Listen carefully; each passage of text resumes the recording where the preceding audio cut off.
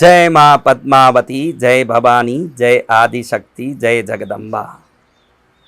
आज एक बहुत ही ज़रूरी विषय पर बात करेंगे कि हमारे अटके हुए काम और जीवन में इच्छित वस्तुओं की प्राप्ति कैसे हो, हमारी सफलता कैसे परिपूर्ण रूप से हमको शिखर तक ले जाएगी।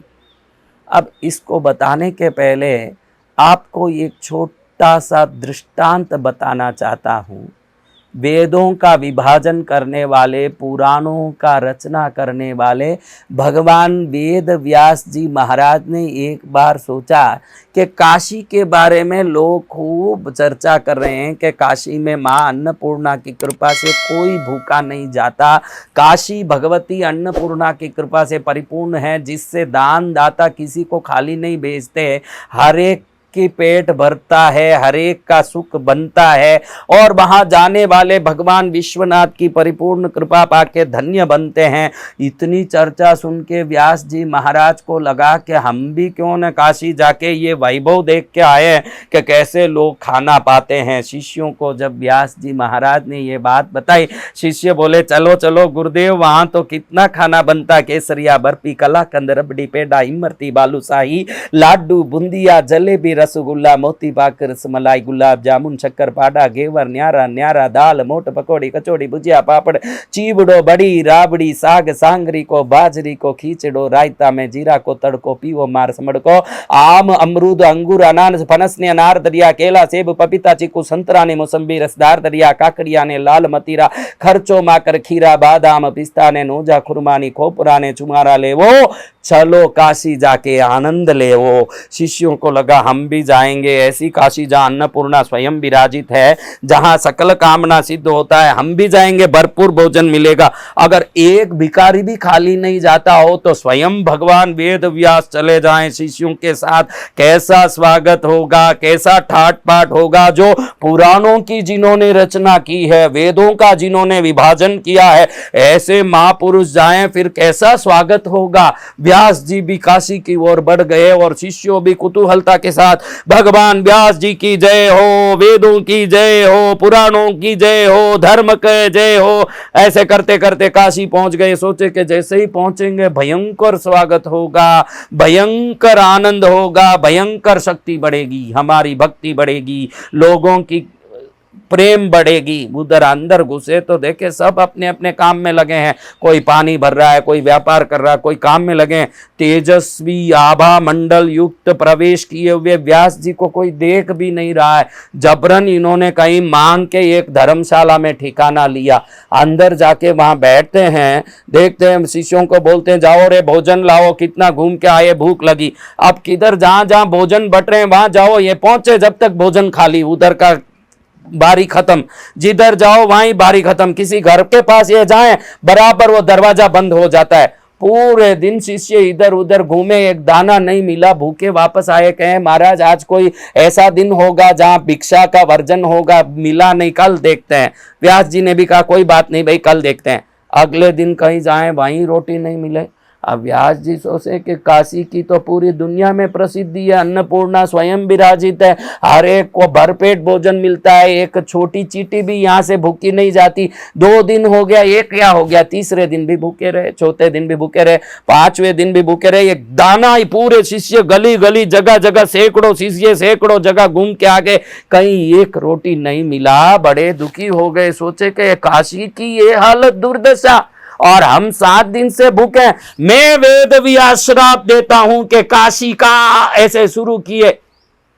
इतने में एकदम लगा कि भाई श्राप दे के अपना तपोबल न बिगड़ जाए, अपन श्राप देंगे, श्राप तो काशी को लगेगा लेकिन तपोबल तो मेरी नष्ट होगी, वापस पूरी तपस्या करनी पड़ेगी। उनको विश्वामित्र का याद आया कि अब हमें ये नहीं करना चाहिए। तुरंत वो मन में सोच करके बाहर निकले कि चलो इस बार मैं ही जाके भिक्षा देखता हूँ कि क्यों नहीं मिलता हमारे शिष्यों को। व्यास जी स्वयं जाते हैं, घर में जाते हैं तो एक सुंदर कपड़े पहनी हुई, गहने पहनी हुई नवयौवना स्त्री उनका स्वागत करती है कि पधारो महर्षि, विराजो, आपको भोजन दे, हम परोसने के लिए बिल्कुल व्याकुल हैं। खुश हो गए कि चलो देखो कैसे स्वागत हो रहा है, ये शिष्य ही कोई गलत जगह गए होंगे। सब शिष्य बैठ गए, पत्ते लग गए और सोच रहे हैं कि अब खाना मिलेगा, देखो तो सब पत्ते खाली पड़े हैं और हंस रही है वो औरत, कह रही खाओ खाओ खाओ खाओ। अब वो बोले खाली पत्ते में खाएं क्या? उनको और गुस्सा आया, स्त्री को ऐसे देखने लगे, स्त्री जोर जोर से हंसने लगी और पत्ते को देखी, और जैसे ही उसने पत्ते में नजर डाला उस स्त्री ने, पत्ते में 56 भोग आ गए, सबके पत्ते में यूं भर भराट 56 भोग, सब खुशी खुशी खाने के लिए नीचे देखें। वो स्त्री जोर जोर से हंस रही, अचानक उसका रूप बदल गया, देखे तो स्वयं अन्नपूर्णा खड़ी है भगवान विश्वनाथ के साथ, हंसती हुई कहती है कि महर्षि आप अगर श्रद्धा से काशी का दर्शन करने आते ना, पहले दिन पहले बार में ही रोटी मिल जाता। काशी आता है उसको रोटी नहीं मिलता, काशी की भक्ति करने आता है उसको रोटी मिलता है, काशी आने वाले को नहीं मिलता है। आप काशी कैसी है, काशी का क्या महिमा है, उधर दान कैसे चलता है, ये देखने और परीक्षा लेने आए थे। जैसे कोई आप टीचर हो, शिक्षक हो ना, हमारी परीक्षा ले रहे हो। आपके शिष्य तो 56 भोग के लोभ से आए थे, इसलिए आपके शिष्यों को रोटी नहीं मिला। जिस दिन आप जहां जा रहे हो वहां के लिए समर्पित होके उस उद्देश्य को परिपूर्ण रूप से स्पष्ट करके जाओगे तो कभी आप निराश नहीं लौटोगे महर्षि। ऐसे जब भगवती ने कहा तो व्यास जी ने चरण में पढ़ के कहा, भगवती गलती हो गई, जहां भी उद्देश्य गलत होता है परिणाम गलत ही होता है। आज व्यक्ति को IAS बनना है, अपने बेटे को बनाना है IPS बनाना है, उसके पीछे उद्देश्य देखोगे तो बिल्कुल डॉक्टर बनने के चक्कर में, पुलिस बनवाने के चक्कर में, इंजीनियर बनवाने के चक्कर में, IAS बनवाने के चक्कर में, अपने बेटों को IPS बनाने के चक्कर में लाखों लोग पड़े हुए हैं। इन सब का उद्देश्य देखोगे तो 100% काशी गए हुए व्यास जी के उद्देश्य जैसे ही है। इसीलिए 99% लोग असफल भी होते हैं। कई लोगों को दुनिया के देखा देखी में बड़ा आदमी बनना है, वो करोड़पति बन गया मुझे भी बनना है, वो व्यापारी बन गया मुझे भी बनना है, उसका बेटा कलेक्टर बन गया मेरे बेटे को बनाना है, उसका बेटा इंजीनियर बन गया मेरे बेटे को बनाना है। देखा देखी में जो हम काम कर रहे हैं, जिसका उद्देश्य स्पष्ट नहीं हो, जिसका कोई लक्ष्य स्पष्ट नहीं हो, उसके पाने का ज्ञान पूर्ण नहीं हो, वो भटक भटक के फिर दुनिया को दोष देते हैं कि मैंने इतना मेहनत किया मुझे मिला नहीं, हमने इतना परिश्रम किया मिला नहीं, हमने उनको घूस भी दिया हुआ नहीं। कोई घूस या कुछ देने की जरूरत नहीं है। जितने लोगों ने झूठे सर्टिफिकेट लेके ग्रेजुएशन पाए हैं और समझते हैं कि मुझे अब नौकरी मिल गई, 40,000 महीना मिल रहा है, लेकिन वो सब दवाइयों में, घर के झगड़े में, दुनिया के झंझट में खत्म होते हैं।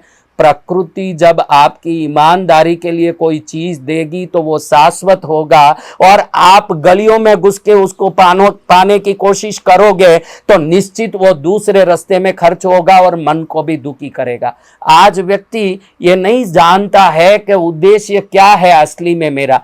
बहुत समय तक उसको समझाओ तो भी बोलता आप मुझे नहीं जानते हो, मैं कितना मेहनत करता हूं, मैं उसको पाने के लिए कितना जूझ रहा हूं।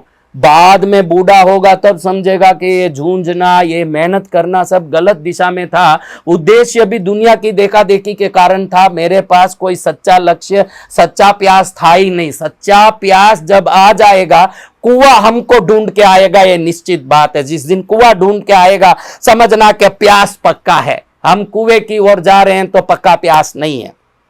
अब ये लक्ष्य को सुधारना जरूरी है।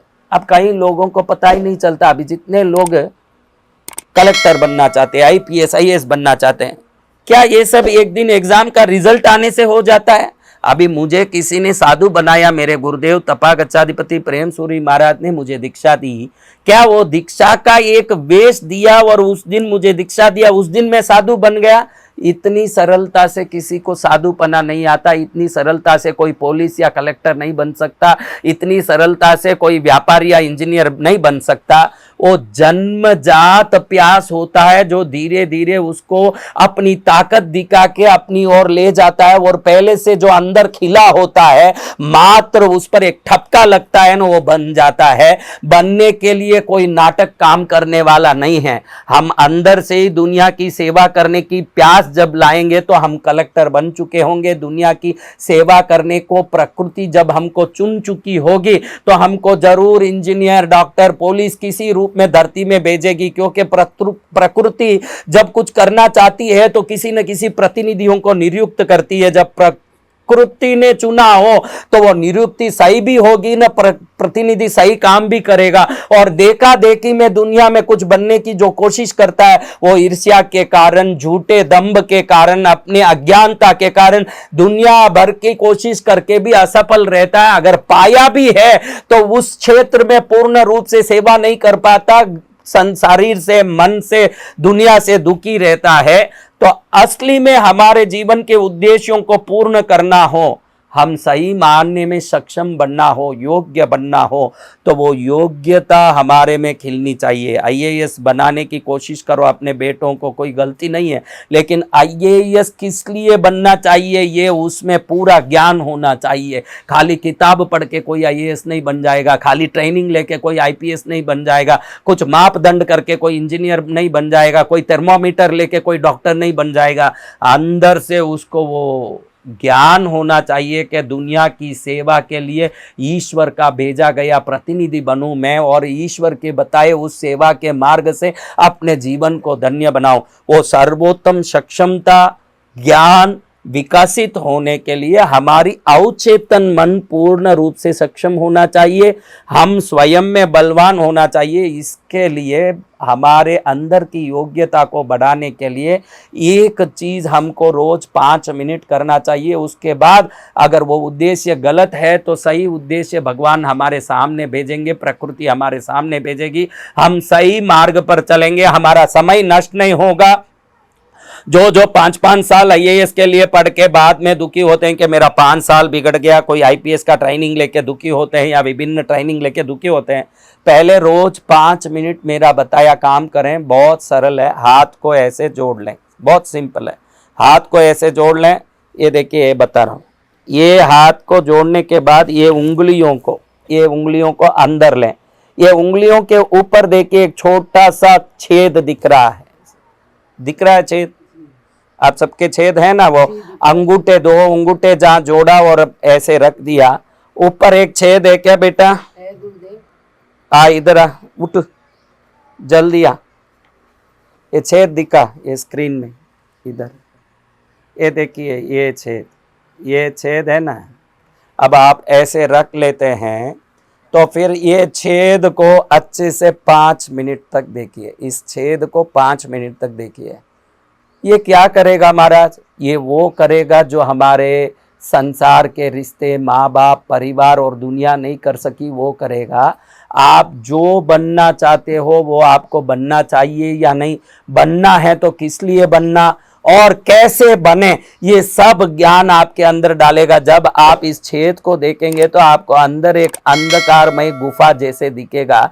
जब उससे आपका संबंध 5 मिनट के लिए जुड़ेगा तो अंदर अवचेतन मन का जो अंधकारमय गुफा है, उस गुफा से इस गुफा का कनेक्शन होगा, तो धीरे धीरे यहाँ एक विकास शुरू होगा। मुझे ये काम इसलिए करना चाहिए, इस काम को करूँगा तो मैं कैसे कर पाऊँगा, इस काम तक कैसे पहुंचूंगा। ये करने के बाद अगर मैं पहुंच गया, उसके बाद दुनिया को, मेरे परिवार को, मेरे लिए क्या फायदा होगा, ये सब बातें मार्गदर्शन के रूप में आपके अंदर प्रकट होगा। आप सुदृढ़ होंगे, स्पष्ट होंगे, सर्वोत्तम होंगे। फिर किसी माँ बाप के बनाए कलेक्टर और माँ बाप के बनाए डॉक्टर नहीं बनोगे, प्रकृति के बनाए कलेक्टर और ईश्वर के बनाए डॉक्टर बनोगे।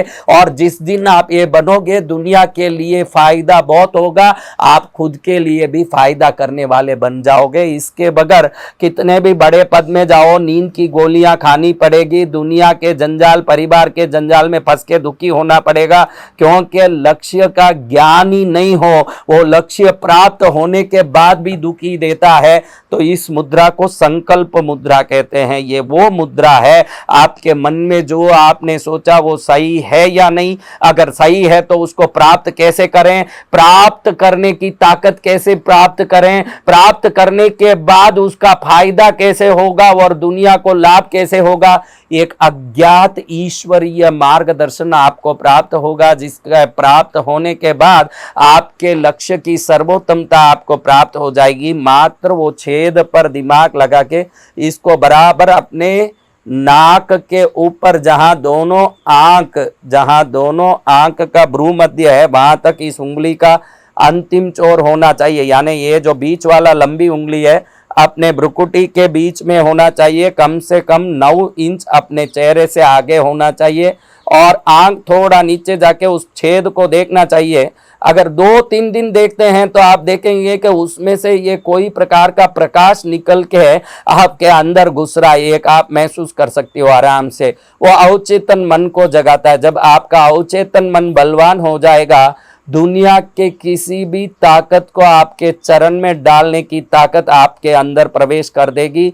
आप जो चाहो वो तो बनोगे ही, लेकिन आप वो बनोगे जो प्रभु चाहेंगे। उसके बाद संसार की सर्वोत्तमता का आप एक प्रतिनिधि बनोगे। इस संकल्प मुद्रा को करके अपने संकल्पों को सार्थक करें, अपने जीवन को श्रेष्ठ करें, अपने उद्देश्य के बारे में पूर्ण ज्ञान प्राप्त करें।